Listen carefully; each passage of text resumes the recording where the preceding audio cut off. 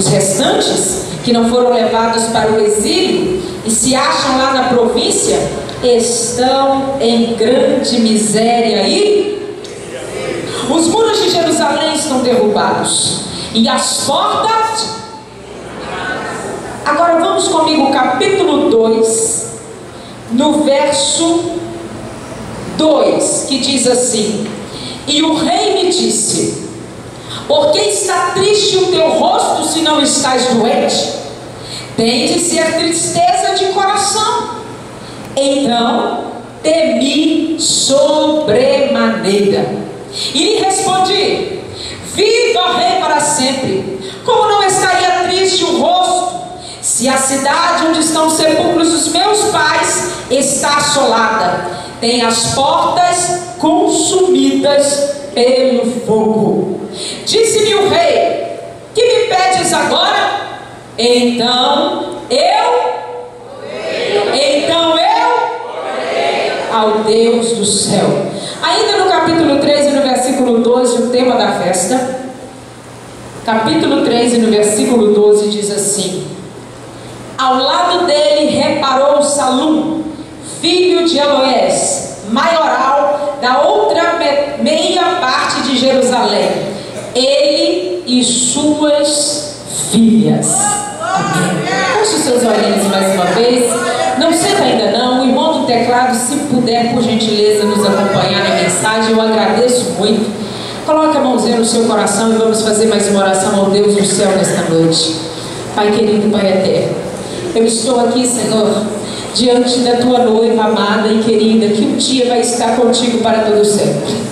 Que um dia, Senhor, vai ver a completude da obra que o Senhor começou na terra. Deus, tu sabes que sou apenas, Senhor, um instrumento nas tuas mãos, apenas um vaso de barro, Senhor, e não há nada em mim, ó Deus, para que o Senhor lhe olhasse, ó Pai, e achasse graça.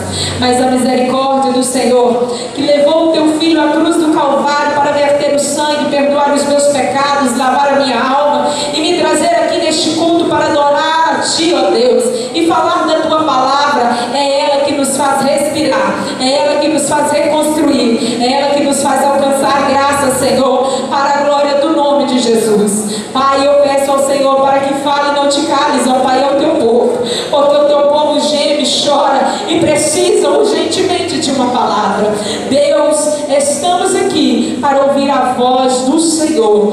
Fala conosco, Espírito Santo, ser bem-vindo na nossa festividade, em nome de Jesus. Amém. Pode sentar no seu lugar, porque Deus é lindo e Ele está aqui nesta noite. Queridos irmãos, o tema que foi escolhido é um tema maravilhoso. As nossas vidas estão no altar do Senhor e é somente por isso que nós temos reconstruído dia após dia.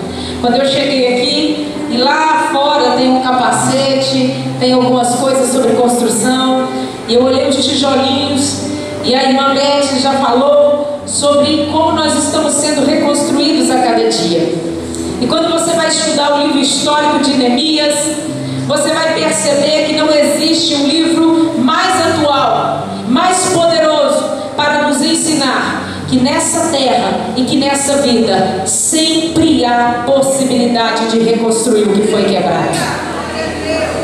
Lembra lá do vaso na mão do oleiro? Quando ele quebra todo, o vaso era perfeito, ele estava intacto. Talvez muita gente pensa, não tem jeito mais. Você que é mulher, cuida da casa, coloca um vaso bonito, com um arranjo bonito, e de repente ele cai e quebra. Não tem superbone que dá jeito. Mas nós, como vasos de barro na mão do oleiro, podemos até ter chegado quebrado nesse culto, mas até o término dele, o oleiro vai trabalhar, o oleiro vai trabalhar, o oleiro vai trabalhar e vai reconstituir vasos quebrados nesta noite. Nós acabamos de ler um texto sobre a vida de um homem chamado Neemias. E esse livro muito me chama a atenção, porque ele o tempo todo vai falar sobre reconstrução. Mas aqui Neemias não está falando somente de reconstrução de paredes, de muralhas. A reconstrução que hoje é o símbolo para a igreja reconstrução da nossa alma. Porque o que a igreja precisa não é primeiramente de templos maravilhosos, não é primeiramente de bancos com almofadas ou ar-condicionado, mas o que nós estamos precisando nesses últimos dias, além de conforto, que é muito bom, é que a nossa alma seja reconstruída em Cristo Jesus. É que o ar-condicionado venha para dentro do nosso coração e refresque as mentes que estão inquietas deste culto. E que o calor das lutas não seja maior do que o fogo do Espírito, que vai queimando, queimando, queimando, queimando, queimando, queimando, e nos dizendo que há esperança. Há esperança para cada um de nós. Mulheres que reconstroem, mulheres em reconstrução. Nós estamos falando não somente para as mulheres, é por isso que ela sabiamente escolhe o livro de um homem chamado Neemias. Nós estamos falando para a igreja do Senhor. A igreja que o círculo de oração que está aqui ora noite e dia para ficar de pé, porque vocês são colunas deste lugar. E muitas vezes o inimigo quer dizer para nós: para de orar, não tem jeito mais, acabou, as muralhas estão derrubadas, as portas estão queimadas pelo fogo. Isso quer dizer que não existe mais segurança, isso quer dizer que não existe mais esperança. Mas há um Deus no céu que está dizendo: ei, vocês que têm vidas no altar, continuem reconstruindo, porque quem começou a boa obra é fiel para completar. Ele vai levantar Neemias aqui neste lugar. Esse homem com o nome de Neemias, ele está na cidadela de Suzã. E quando ele estaria servindo vinho na mão do rei, porque ele era copeiro do rei, ele era um homem de confiança. Neemias era um judeu que nasceu no cativeiro, mas que temia ao Deus dos céus, e estava ali em um cargo importante. Ele tinha tudo o que os seus olhos poderiam querer na terra. A vida estava confortável, tudo estava indo muito bem, até que o seu irmão Anani faz uma viagem de 1000 quilômetros de Jerusalém até a Pérsia. E quando Anani chega, Neemias faz a pergunta crucial do texto, que vai desenrolar todo o livro. Neemias olha para Anani, seu irmão, e diz: fala para mim, como é que está o povo que não foi levado cativo para a Babilônia? Os que restaram em Jerusalém, como vão os nossos irmãos? Como eles estão? Aqui eu já quero parar para poder meditar.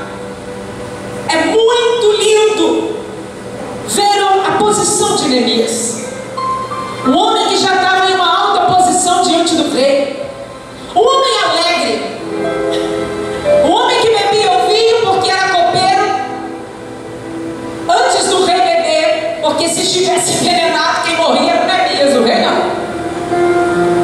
Esse homem, que tinha tudo aparentemente, se preocupava com aqueles que estavam sem nada. Esse homem que tinha uma vida confortável, se preocupava com alguém que ele não via há muito tempo, e que vivia a mais de 1000 quilômetros de distância. E quantas vezes, amados irmãos em Cristo Jesus, o Senhor tem nos chamado para a reconstrução, mas nós temos medo de andar sobre os escombros, nós temos medo dos tijolos quebrados, das janelas quebradas, das portas queimadas. Nós temos tanto medo que nós preferimos voltar para o conforto da nossa casa, do nosso lar, e ficar quietinho, sem perguntar para ninguém como você está. Eu olhei para minha família e falei: gente, vamos orar. E nós começamos a orar ao Deus dos céus, e Deus cada dia mais dizia: é tempo de voltar, é tempo de voltar, é tempo de voltar, é tempo de voltar. Aí quando você escuta assim, principalmente para os jovens: sai de Timóteo, vai estudar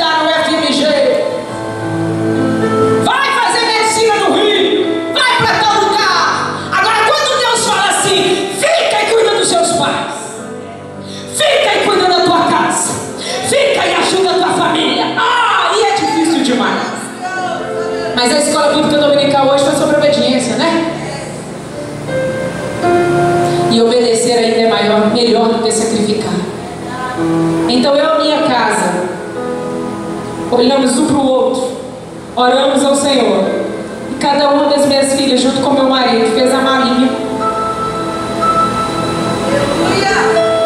Fechamos a porta do nosso apartamento, que suamos muito para conquistar, e saímos com a mala e a roupinha do corpo, e viemos para a casa dos meus pais, o Coronel Fabriciano,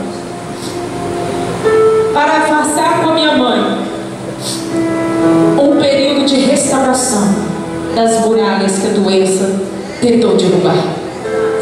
E para a glória do nome de Jesus Cristo, Deus edificou a saúde dela, e ela está curada, está pregando, está viva, e nós estamos aqui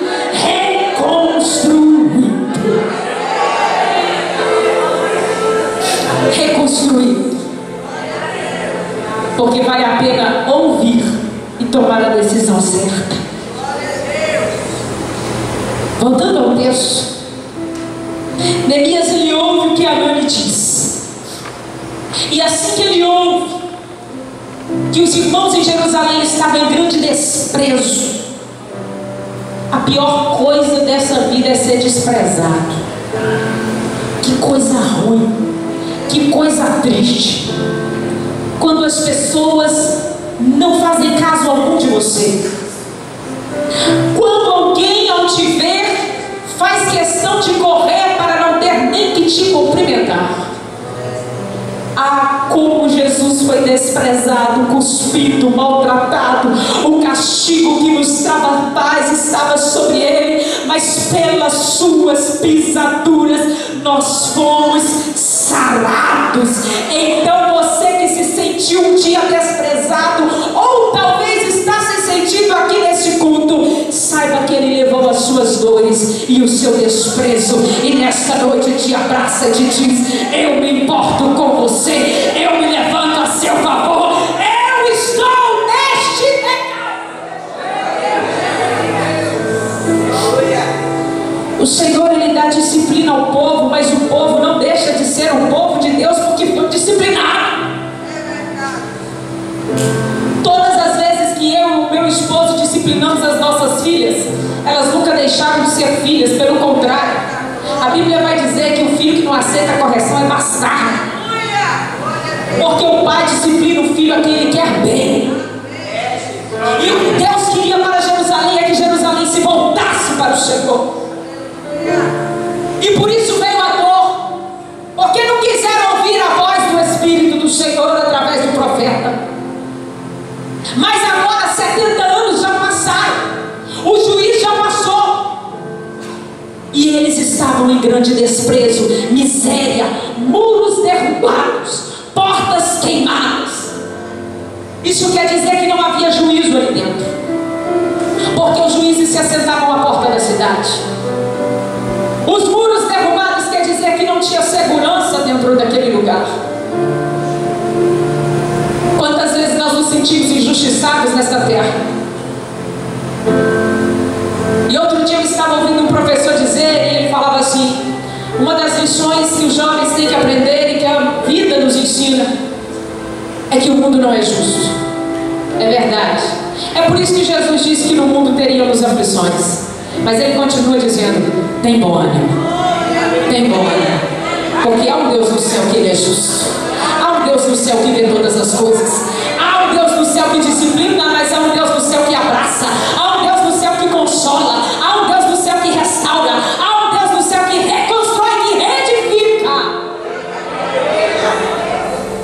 Neemias, usado por Deus, ouve, senta, ora, chora e decide tomar uma posição. Lembrando que ele está a mais de 1000 quilômetros. Quantos quilômetros, gente? Da cidade que estava em miséria. Quem entrava dentro de Jerusalém olhava e pensava: não tem jeito não. Tudo dentro do texto, tá? Mas mulher sabe como que é gostoso contar testemunho, né, gente?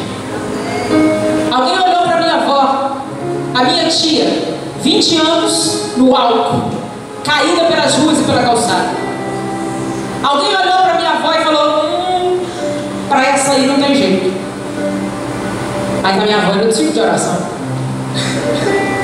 Fala para uma mulher cheia de Deus que não tem jeito para você ver. Ela vai te citar o livro de Lucas.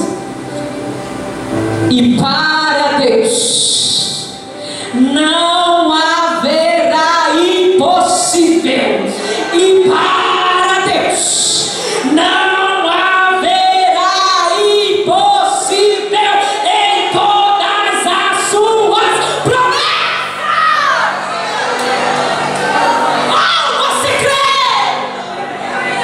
Não há impossível para a tua casa, para a tua família, para o teu ministério, para o teu trabalho, para a tua saúde, pois Deus é quem pode fazer milagre ainda hoje aqui. E a minha avó olhou e falou: para o senhor não tem jeito, mas para Deus tem. Vai lá no Mero Viana, o nome dela é Maria Geralda, a minha avó Maria de Brito. As duas estão numa festa do círculo de oração. Eita porra! Ainda existe Deus que faz, ainda existe Deus que é, ainda existe Deus que pode, ainda existe Deus que restaura, ainda existe Deus que transforma, ainda existe Deus que tira do crack, ainda existe Deus que cura AIDS, ainda existe Deus que cura câncer, ainda existe Deus que tira da miséria, ainda diz que Deus que abre porta. Ele está aqui nesse lugar. Oh, ele está aqui neste lugar. Ele ora, chora, jejua, mas o povo está falando: não tem recurso. Se observar bem, volta um pouquinho no livro de Esdras, você vai ver que teve embargo político quando a primeira leva de judeus voltaram para Jerusalém para reconstruir o templo. Os samaritanos escreveram uma carta para o rei, dizendo que eles iriam se revoltar contra o reino. Então a reconstrução é paralisada. Houve já lá atrás um embargo político. Talvez você entrou aqui nesta noite e está olhando para a sua miséria. Talvez você está olhando para os muros que estão quebrados na sua história. Talvez você está olhando para algo que está na mão de um juiz lá atrás. Mas o Senhor Jesus está dizendo: sou eu que dou a palavra final, sou eu que dou a sentença, sou eu que mudo a história, sou eu que reconstruo, sou eu que faço, sou eu que refaço deste decálogo. Mas sabe de uma coisa? Quem tem vida no altar e está sempre reconstruindo, ele vê mais longe. Ele não só ouve o problema, quando eu já falei aqui, mas ele se coloca nas mãos de Deus para ser instrumento dele para a solução do problema. Eu quero saber, não precisa responder, lá no íntimo da tua alma, tu está disposto a ser um instrumento de Deus para reconstruir? Para de ficar pedindo Jesus para enviar alguém na tua casa. Levanta você hoje mesmo, é agora. Para de ter medo dessa prova que está lá e parece que não vai sair nunca, porque Deus tem o tempo dele. E ali atrás está escrito: é tempo, é tempo, é tempo, é tempo, é tempo de reconstruir. Se levanta!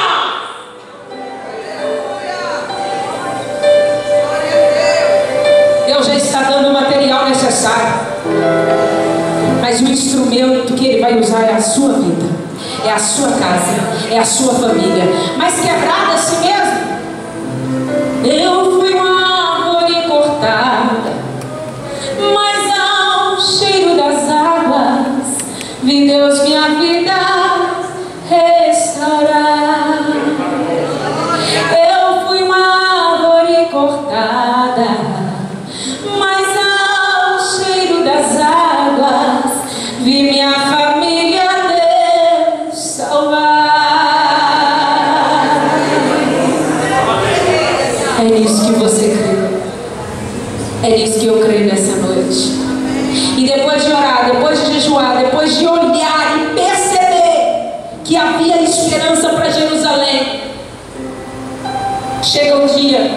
de entrar diante do rei.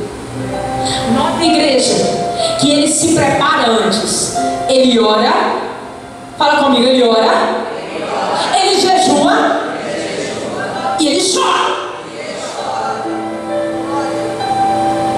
Há quanto tempo tu não chora na presença de Deus? Está andando de um lado para o outro diante desta muralha, não sabe o que vai fazer, já falou com A, já falou com B, já falou com C. E que dia que tu dobrou o joelho e falou com ele? Conta para Deus o teu problema, fala com ele a dor que está aí dentro desse peito, porque ele vai te dar estratégia e você vai reconstruir. Depois de se preparar, chegou o dia de estar diante do rei. E a Bíblia diz que era um dia especial porque a rainha estava sentada ao lado dele. E quando ele chega, preparado, com a sua fé edificada no Senhor, ele sabia que não podia errar.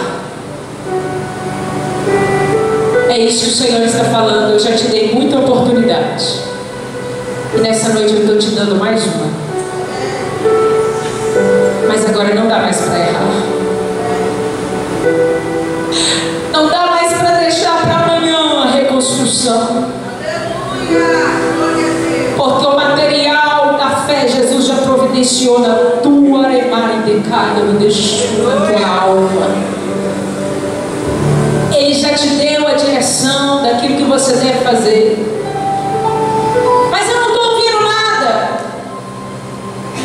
Os comichões do ouvido vão cair por terra nesta noite, porque o Espírito diz: vem, vem, porque eu vou te usar.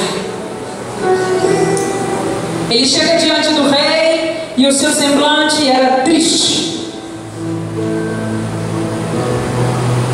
E isso poderia levá-lo à morte. Ele estava correndo um grande risco. Mas crente que é crente pentecostal prefere correr risco do que deixar de fazer aquilo que Jesus manda você fazer. Ele tinha certeza, ele tinha convicção do chamado, ele tinha convicção do ministério. Então ele se dispõe, e quando ele chega diante do rei, o rei olha para ele e fala: ei, se você não está doente, por que está triste o teu semblante? Será que isso é tristeza de coração? Quantas pessoas estão doentes da alma, pastor? Quantos de nós estamos de terapia em terapia? Porque o século presente tem nos oprimido. São tantas informações que, se vivêssemos 100 anos, não conseguiríamos absorver a todas. E estamos pressionados pelo mundo. E o Senhor está dizendo: eu sou o teu alívio, eu sou o teu abrigo. Se derrame na minha presença, porque você se põe na brecha, mas quem faz a obra sou eu. É Ele, meu filho, é Ele, minha irmã, é Ele, meu irmão. Então Neemias olha para o rei e vai dizer para ele: como é que não estaria triste o meu semblante? Olha a inteligência do moço.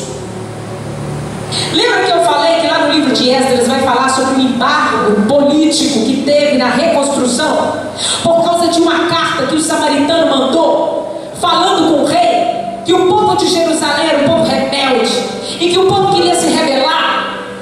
Neemias sabia da história. Neemias sabia que o filme de Jerusalém estava queimado. Então, quando ele vai chegar diante do rei, que ele vai abordar o assunto perante o rei, ele não chega acusando e falando: ô rei, o senhor aquela vez mandou parar Zorobabel quando ele estava reconstruindo o templo, porque os samaritanos mandaram uma carta, mas o senhor nem mandou ninguém lá verificar se é verdade ou se é mentira. Não! Neemias não é um revoltadinho de Jeová. Neemias é um instrumento de reconciliação. Ele é um instrumento de reconstrução. Ele é um instrumento de aliança.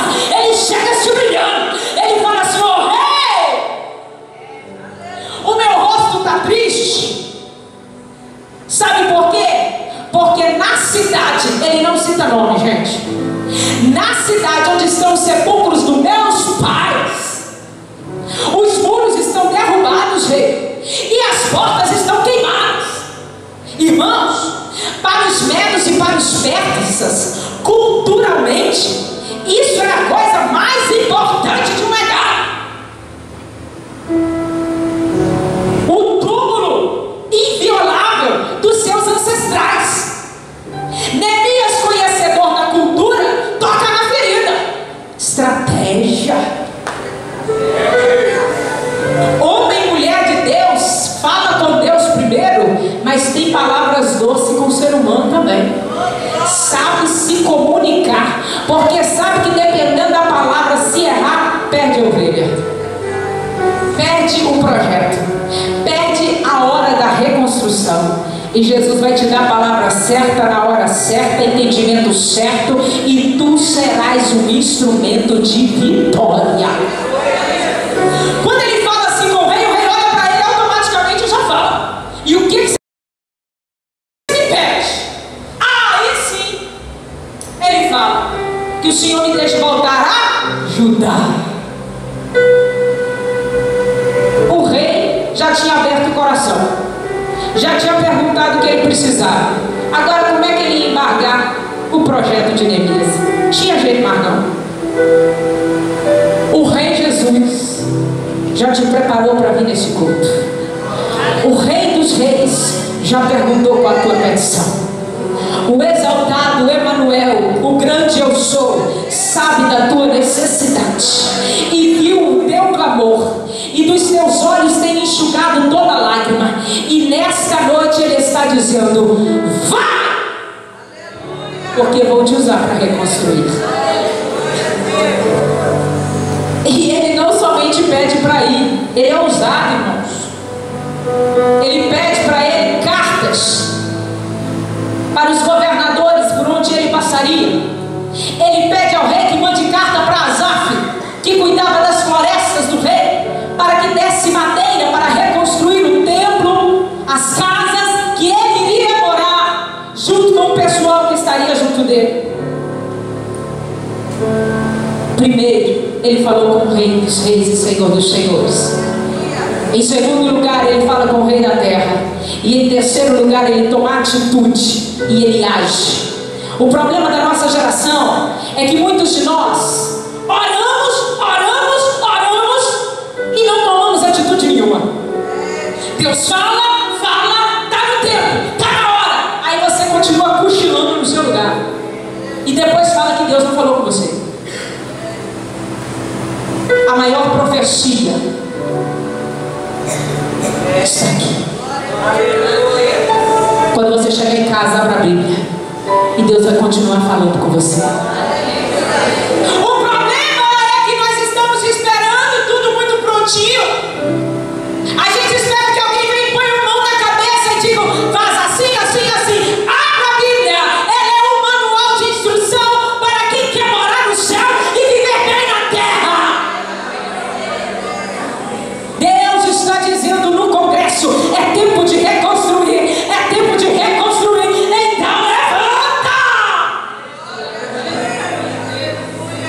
Ele se levantou e foi. E quando ele chega lá, já foi cantado aqui, ele se depara com Sambalate, ele se depara com Tobias, ele se depara com alguém que não ficou nem um pouquinho feliz, porque o homem se levantou buscando restauração. Eu tenho uma triste e uma ótima notícia para você.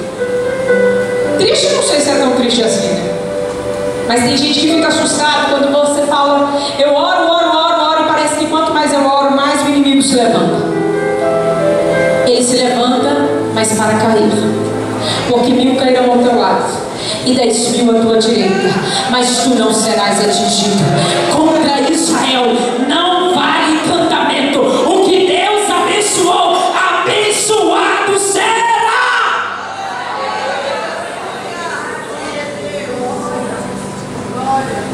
Ele levanta a fúria de Sambalate de Tobias. Tem homens de Deus aqui que o inferno inteiro tem se levantado, e a luta é muito grande, está muito difícil, e você tem olhado a situação, parece que você pega um tijolinho, como esse aqui, reconstruir os sonhos. Você, homem de Deus, pega um tijolo, e você pensa, eu estou sozinho não, cara, eu me deixo. Mas assim como Neemias não estava sozinho, Deus está levantando ao teu lado anjos para guerrear e dar ordem ao teu respeito, para te guardar e te livrar de todo mal. Nenhuma arma forjada contra ti prosperará. Tu e tua casa serão uma bênção. Deus reconstrói sonhos neste lugar. Tenha fé, varão, como Neemias teve. Ele enfrentou a oposição, sim. E é interessante que o inimigo ele vai tentar de todas as formas paralisar você, mulher de Deus. Ele vai zombar. Ele vai dizer que não tem jeito. Ele vai dizer que você não tem recurso. Ele vai dizer, jovem, que você não estudou nas melhores escolas. Como é que você vai passar na federal? Isso é coisa para rico. Se você é rico monetariamente da graça, glória a Deus. Se não é rico monetariamente, mas é cheio da graça, glória a Deus. Você vai passar, você vai vencer, você vai chegar, porque quem te mandou é fiel para cumprir.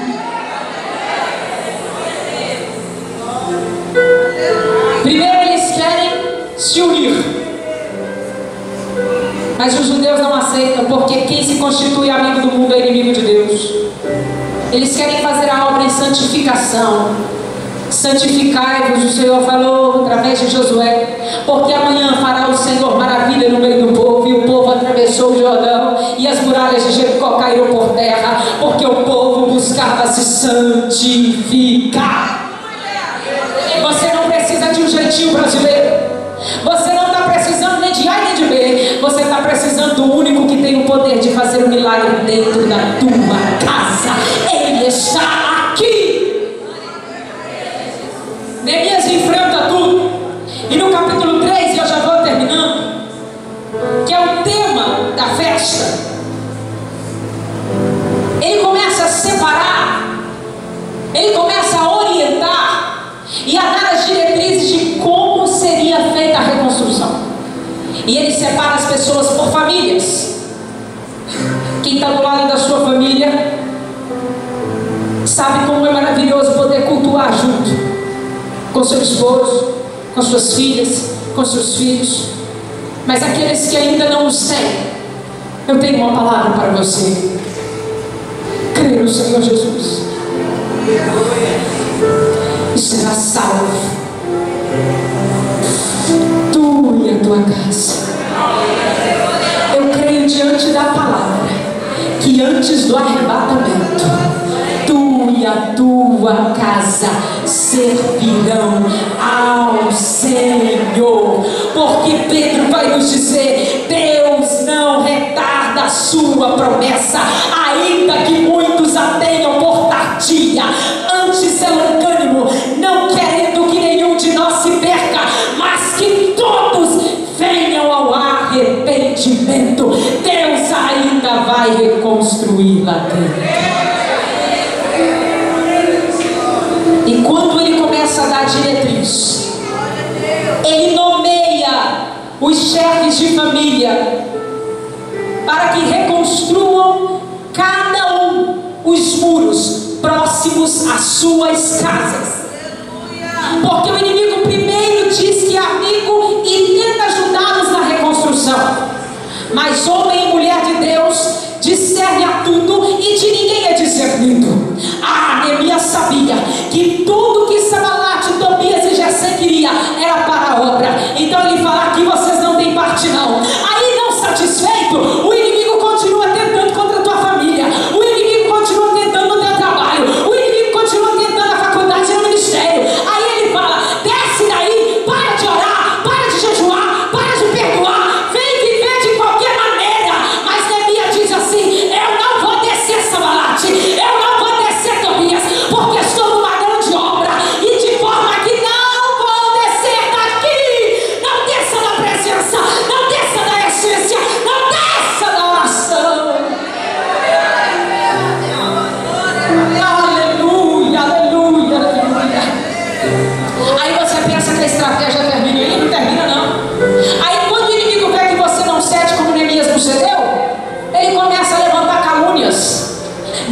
mentiras.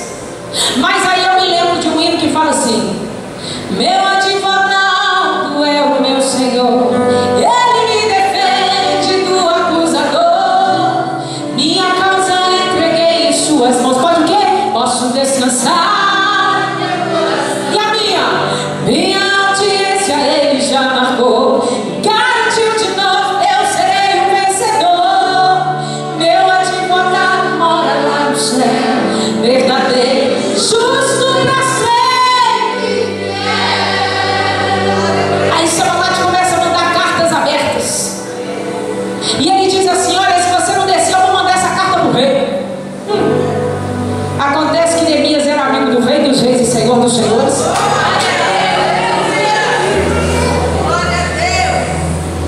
E era homem íntegro na terra. O rei sabia quem era Neemias. Neemias não era um charlatão, um falador, um mentiroso. Neemias era cheio da graça. Neemias transbordava na alegria do Espírito. Então Neemias disse: se eu tiver que morrer, eu morro, mas eu não paro de fazer aquilo que Deus me chamou para fazer.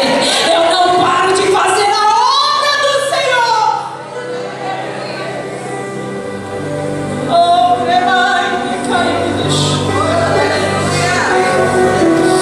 Deus te chamou, levanta, decai, se levanta, porque já é tempo. Já é tempo de despertarmos do sono, porque a nossa salvação está mais próxima agora do que quando aceitamos a fé. Neemias passa por todos esses processos, e agora o inimigo, não satisfeito, ele diz: não funcionou. A gente tentou infiltrar, não deu certo. A gente caluniou, não deu certo. Então nós vamos para a guerra. Nós vamos pegar a espada e nós vamos entrar, e quando eles perceberem, eles já estarão destruídos. Ei, derrada, me deixou. Mas a Bíblia diz que Neemias orou, se levantou e colocou guardas sobre os muros, e com uma mão trabalhava e com a outra desembainhava a espada, e colocou vigia dia e noite, dia e noite, vigia dia e noite. Acorde vigiando, almoce vigiando, tome café da tarde vigiando, vai jantar vigiando, vai dormir vigiando, porque o inimigo não brinca, mas Deus já deu a espada, que é a palavra, é a palavra, é a palavra. Guardei a tua palavra no meu coração, para não pecar contra ti. Aleluia. Deu certo na igreja. Em 52 dias, isso cai por terra diante do texto que o ciclo de oração escolheu. E as filhas, e o Espírito Santo diz: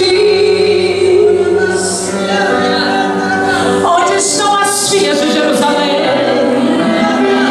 Que reconstrói, que reconstrói, que reconstrói. Onde estão os filhos valentes de Judá, que vão começar a colocar a mão no arado e nunca mais olhar atrás, e nunca mais olhar atrás, porque grande extensa é a obra. Mas Neemias ia tocar a corneta caso os inimigos viessem.